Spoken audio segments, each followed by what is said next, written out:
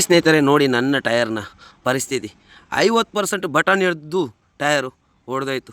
ಎಷ್ಟು ತುಂಬಾ ಬೇಜಾರಾಯಿತು ನೋಡಿ. ಹೆಂಗೆ ಒಡೆದೋಗಿದೆಯಲ್ಲ, ಈ ಥರ ಒಡೆದೋದ್ರೆ ಪರಿಸ್ಥಿತಿ ಹೆಂಗಿರ್ಬೋದು. ಒಂದಲ್ಲ ಗುರು, 2 ಟಯರು ನೋಡಿ. ಇದು ಕೂಡ ಬಿರುಕು ಬಿಟ್ಟಿದೆ. ಇದು ಯಾವಾಗ ಒಡೆದೋಗುತ್ತಾ ಗೊತ್ತಿಲ್ಲ.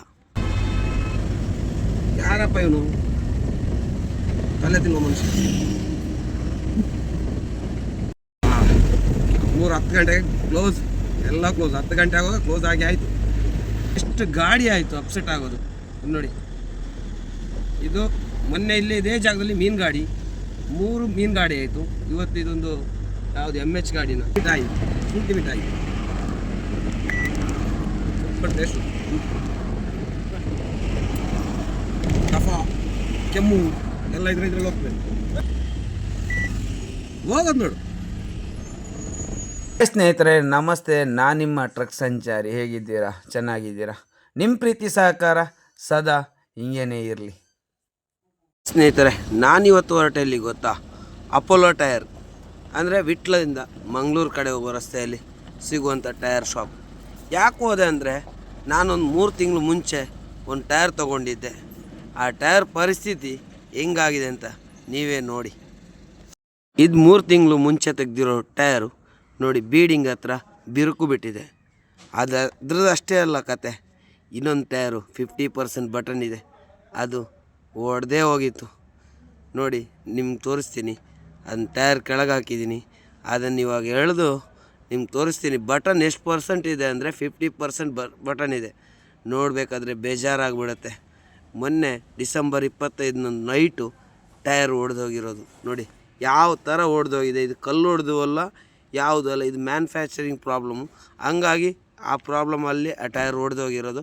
ಅದಕ್ಕೆ ನಾವು ತೊಗೊಂಡಿರೋಂಥ ಶೋರೂಮ್ ಅಪೋಲೋ ಟೈರ್, ವಿಟ್ಲ, ಕಾರ್ತಿಯಾನಿ, ಅವರಿಗೆ ತೊಗೊಂಡೋಗಿತ್ತು ನೋಡಿ.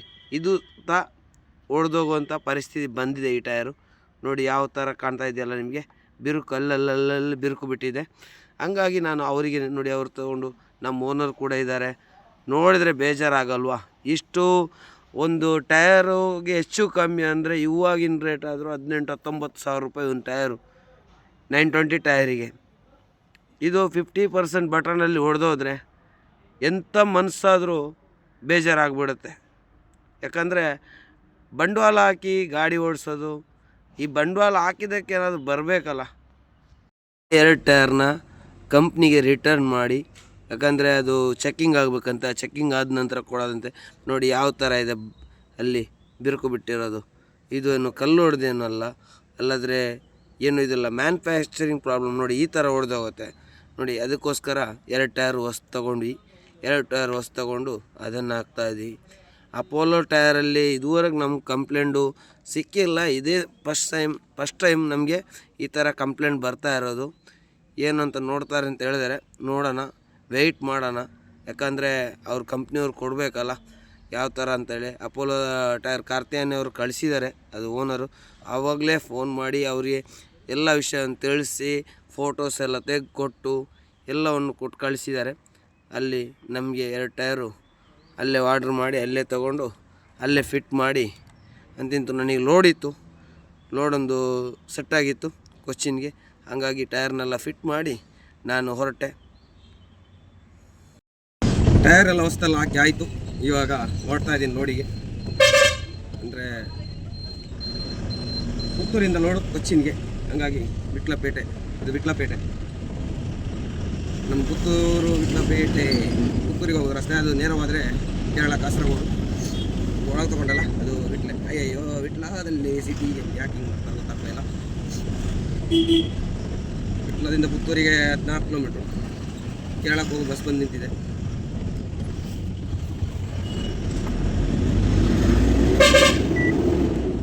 ಮತ್ತೊಂದು ವೀಡಿಯೋದಲ್ಲಿ ನಾನು ಹೇಳಿದ್ದೆ, ನಾನು ವಿಟ್ಲದಲ್ಲಿ ನಾನು 2 ವೀಲರು ಶೋರೂಮಲ್ಲಿದ್ದಲ್ಲ, ಅವತ್ತೊಂದು ದಿವಸ ಈ ವಿಟ್ಲದ್ದು ವೀಡಿಯೋ ತೆಗ್ತಿದ್ದೆ. ಮಾತ್ರ ಬಂದಿರೋದು ನೈಟು, ಹಗ್ಲೊತ್ತು ಬರೋಕ್ಕಾಗಿಲ್ಲ. ಇವತ್ತು ಮಾತ್ರ ಹಗ್ಲೊತ್ತು ಬರ್ತಾಯಿದ್ದೆ. ಯಾಕಂದರೆ ನನ್ನ ಗಾಡಿದು ಟಯರು, ನಾವು ಟಯರ್ ಆಗಲಿ ಯಾವುದಾದ್ರೂ ವಿಟ್ಲದಲ್ಲಿ ಅಪೋಲೋ ಟಯರ್, ಕಾರ್ತಿಯಾನಿ ಅಲ್ಲಿ ಹಾಕೋದು ಜಾಸ್ತಿ.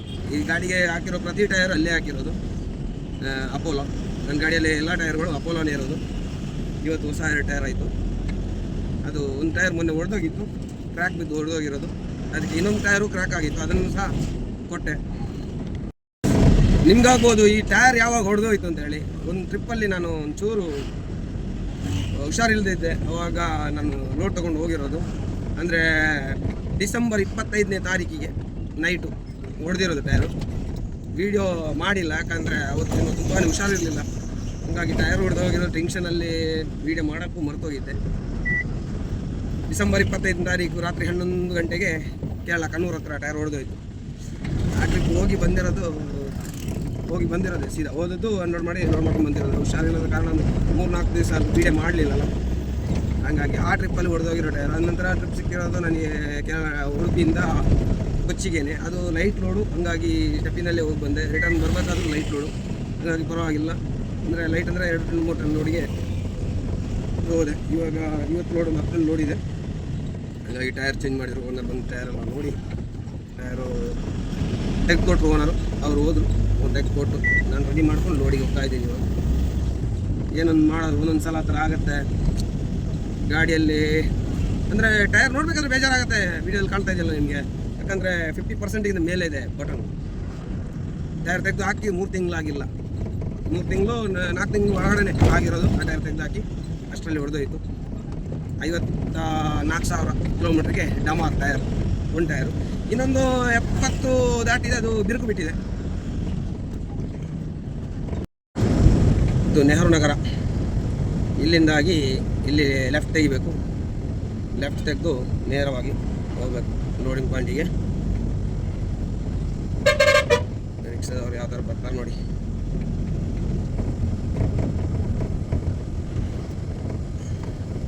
ಇಲ್ಲಿಂದ ಲೆಫ್ಟ್ ತೆಗೆದು ನೇರವಾಗಿ ಹೋಗಬೇಕು.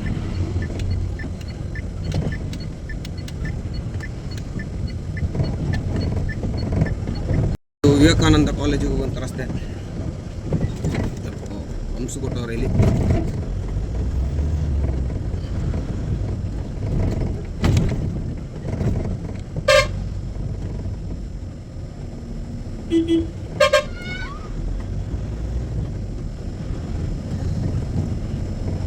ಆ ಬಸ್ಸಲ್ಲಿ ನನ್ನ ಮಕ್ಕಳಿದ್ದಾರೆ, ಯಾಕಂದರೆ ಅದು ಮದುವೆ ಫಂಕ್ಷನ್ಗೆ ಎಲ್ಲಿಗೆ ಹೋಗುವಂಥ ಬಸ್ಸು. ಮದುವೆ ಫಂಕ್ಷನ್ ಇತ್ತು, ಅದರಲ್ಲಿ ಮಕ್ಕಳಿದ್ದಾರೆ. ನನ್ನ ಫ್ಯಾಮಿಲಿ ಒಂದು ಮದುವೆ ಇತ್ತು, ಅದಕ್ಕೆ ಹೋಗೋರೆಲ್ಲ. ಇದು ಪುತ್ತೂರಿಂದ ಉಪ್ಪಿನಂಗಡಿ ಹೋಗೋ ರಸ್ತೆ. ಇದರಲ್ಲಿ ಒಂದು 6 ಕಿಲೋಮೀಟ್ರ್ ಹೋಗ್ಬೇಕು ಲೋಡಿಂಗ್ ಪಾಯಿಂಟಿಗೆ. ಲೋಡ್ ಬಂತು ಕೊಚ್ಚಿಗೆ. ನಿನ್ನೆ ಲೋಡು ಸೆಟ್ಟಾಗಿತ್ತು.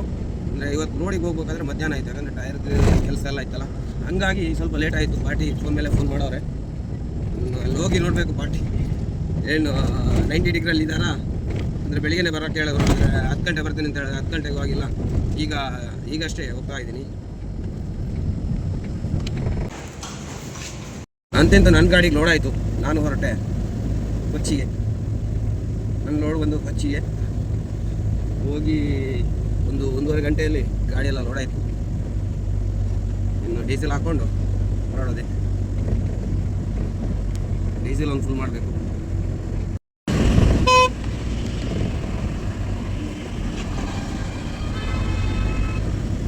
ಯಾರಪ್ಪ ಇವನು, ಕಲೆ ತಿನ್ನೋ ಮನುಷ್ಯ.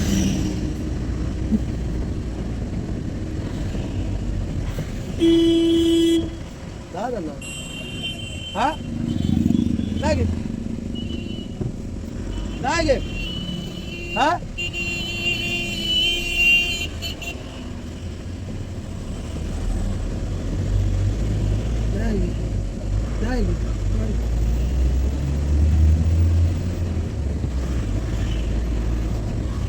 ಯಾರೋ ಒಬ್ಬ ಒಂದು ಗಾಡಿ ಸೈಡ್ ಹಾಕೊಂತ ನನಗೆ ಆಗ ಹುಚ್ಚ.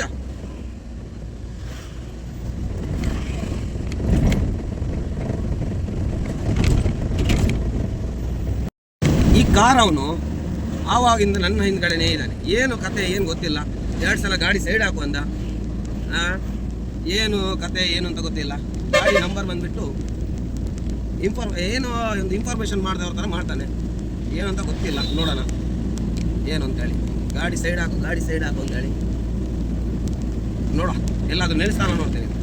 ನನ್ನ ಗಾಡಿನ ಪಂಪಲ್ಲಿಟ್ಟು ಮನೆಗೆಲ್ಲ ಹೋಗಿ ಬಂದು ಡೀಸೆಲ್ ತುಂಬಿಕೊಂಡು ನಾನು ಹೊರಟೆ. ಡೀಸೆಲೆಲ್ಲ ಫುಲ್ ಮಾಡಿಕೊಂಡು ಆವಾಗ ಕಾರವನೊಬ್ಬ ಓವರ್ಟೇಕ್ ಮಾಡ್ಕೊಂಡು ಬಂದು ಆಮೇಲೆ ಸೀದಾ ಹೋದ. ಏನು ಮಾತಾಡಿಲ್ಲ, ಯಾಕಂದರೆ ಅವನು ಅಂದ್ಕೊಂಡಿರೋ ಲೋಡು ನನ್ನ ಗಾಡಿದಲ್ಲ. ಅವನೇನೋ ಮರ ಲೋಡ್ ಆಗಿರೋದೆ ಅಲ್ಲ, ಕಟ್ಟಿಗೆ ಏನೋ ಲೋಡ್ ಆಗಿದೆ ಅಂತೇಳಿ ಹಿಂದೆ ಬಂದ. ಮತ್ತು ನನ್ನ ಗಾಡಿಯಲ್ಲಿ ಆ ಲೋಡ್ ಇರಲಿಲ್ಲ. ಅದು ಅಲ್ಲದೆ ನಂದು ಕೊಬ್ಬರಿ ಲೋಡು. ಹಂಗಾಗಿ ನಾನು ಆರಾಮಾಗಿ ಬಂದು ಮನೆ ಹತ್ರ ಎಲ್ಲ ಗಾಡಿ ಇಟ್ಟು ಡೀಸೆಲೆಲ್ಲ ಹಾಕ್ಕೊಂಡು ಗಾಡಿ ಸೇಫ್ ತೊಳೆದು ನಾನು ಹೊರಟೆ. ಡೀಸೆಲೆಲ್ಲ ಫುಲ್ ಮಾಡಿ ನಾವು ಹೊರಟೆ ಕೊಚ್ಚಿ ಕಡೆಗೆ. ಇವತ್ತು ಮಾತ್ರ ನನ್ನ ಜೊತೆ ಚಮ್ಮು ಹೋಗೋಲ್ಲ. 10 ಗಂಟೆಗೆ ಕ್ಲೋಸ್, ಎಲ್ಲ ಕ್ಲೋಸ್. 10 ಗಂಟೆ ಆಗುವಾಗ ಕ್ಲೋಸ್ ಆಗಿ ಆಯಿತು. ರಸೀದ್ ಮಾತ್ರ ಚೈನೀಸ್ ಉಂಟು. ಟಿಪ್ಪರ್, ನಾವು ಚರ್ಕಳದಲ್ಲಿ ಟಿಪ್ಪರು. ನಾವು ಇವಾಗ ಚರ್ಕಳ ಸ್ವಲ್ಪ ಆಯ್ತಲ್ಲ, ಹೋಗಿ ಮಾರೆ ಒಂದು ಗ್ಯಾಪ್ ಆದ್ರೂ ಕೊಡಿ, ನಾನು ಹೋಗ್ತೇನೆ. ಚರ್ಮರಿ ಅವರಿಗೆ ಬೇಕಾದವರು ಸಂಪರ್ಕಿಸಿ. ಇದೊಂದು ಪ್ಲೇಸಲ್ಲಿ ಮಾತ್ರ ಎಷ್ಟು ಗಾಡಿ ಆಯಿತು ಅಪ್ಸೆಟ್ ಆಗೋದು ನೋಡಿ. ಇದು ಮೊನ್ನೆ ಇಲ್ಲಿ ಇದೇ ಜಾಗದಲ್ಲಿ ಮೀನು ಗಾಡಿ 3 ಮೀನು ಗಾಡಿ ಆಯಿತು. ಇವತ್ತು ಇದೊಂದು ಯಾವುದು MH ಗಾಡಿನ. ಅಯ್ಯೋ, ಇದು ಈ ಕಡೆಯಿಂದ ಹೋಗೋದು ಪಲ್ಟಿಯಾಗಿರೋ. ಏನು ಕಥೆನೋ ಗೊತ್ತಿಲ್ಲ. ಈ ಜಾಗ ಏನೋ ಸರಿ ಇಲ್ವಾ ಎಲ್ಲ, ಇಲ್ಲಿ ಬಂದಾಗ ಏನಾಗುತ್ತಾ ಗೊತ್ತಾಗ್ತಾ ಇಲ್ಲ. ಹೊಸ್ದಾಗಿ ಬರೋರಿಗೆಲ್ಲ ತುಂಬಾ ಡೇಂಜರ್ ಜಾಗ. ಶೆರ್ಕಳದಿಂದ ಮುಂದೆ ನಮ್ಮ ಮಾಮೂಲಿ ಹೋಟ್ಲ್ ಹತ್ರ ಗಾಡಿ ಸೈಡ್ ಹಾಕಿಬಿಟ್ಟು ಟಯರೆಲ್ಲ ಒಂಚೂರು ಹೀಟ್ ಆಗೋದಂಗಿದೆ. ಗೊತ್ತಿಲ್ಲ, ಹಗ್ಗ ಲೂಸ್ ಆಗಿದೆಯಾ ಇಲ್ಲಲ್ಲ?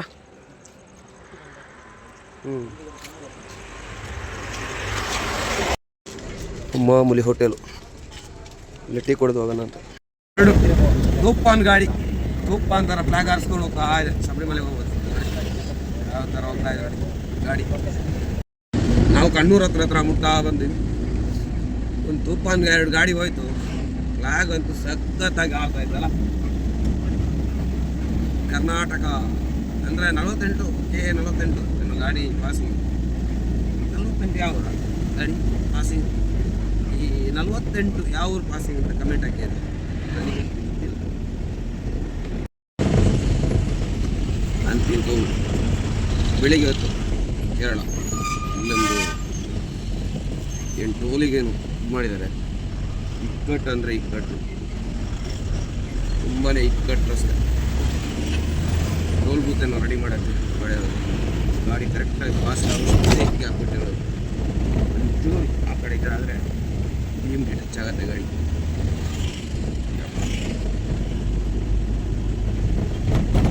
ಸ್ವಾಮಿಗಳು ನಡ್ಕೊಂಡು ಹೋಗ್ತಿದ್ದಾರಲ್ಲ, ಅವ್ರು ಕೊಲ್ಲೂರಿಂದಂತೆ. ಅವ್ರು ಸ್ವಲ್ಪ ಬ್ಯಾಚ್ ಹಿಂದ್ಗಡೆ ಇತ್ತು. ಅವ್ರ ಹತ್ರ ಕೇಳಿದಲ್ಲಿ ಸ್ಲೋ ಆಗಿತ್ತು ಗಾಡಿ, ಹಂಗಾಗಿ ಅವ್ರ ಹತ್ರ ಕೇಳಿದೆ. ಅವ್ರು ಕೊಲ್ಲೂರಿಂದ ನಡ್ಕೊಂಡು ಬರ್ತಾ ಇದ್ದಾರೆ. ಕೊಲ್ಲೂರಿಂದ ಶಬರಿಮಲೆಗೆ ಹೆಚ್ಚು ಕಮ್ಮಿ ಅಂದ್ಕೊಳ್ಳೋದು ಏನಿಲ್ಲ ಅಂದರೂ 1000 ಹತ್ರ 1100 ಕಿಲೋಮೀಟ್ರ್ ಆಗುತ್ತೆ. ಅಲ್ಲಿಂದ ಇಲ್ಲಿ ತನಕ ನಡ್ಕೊಂಡು ಬರೋದು. ತುಂಬ ಜನ ತುಂಬ ಕಡೆಯಿಂದ. ಮೊನ್ನೆ ಯಾವುದೊಂದು ನೋಡಿದೆ, ಅಯೋಧ್ಯೆಯಿಂದ ಶಬರಿಮಲೆಗೆ ನಡ್ಕೊಂಡು ಬರುವಂಥ 2 ಸ್ವಾಮಿಗಳು ಯಾವುದೊಂದು ಸೋಷಿಯಲ್ ಮೀಡಿಯಾದಲ್ಲಿ ನೋಡಿದೆ.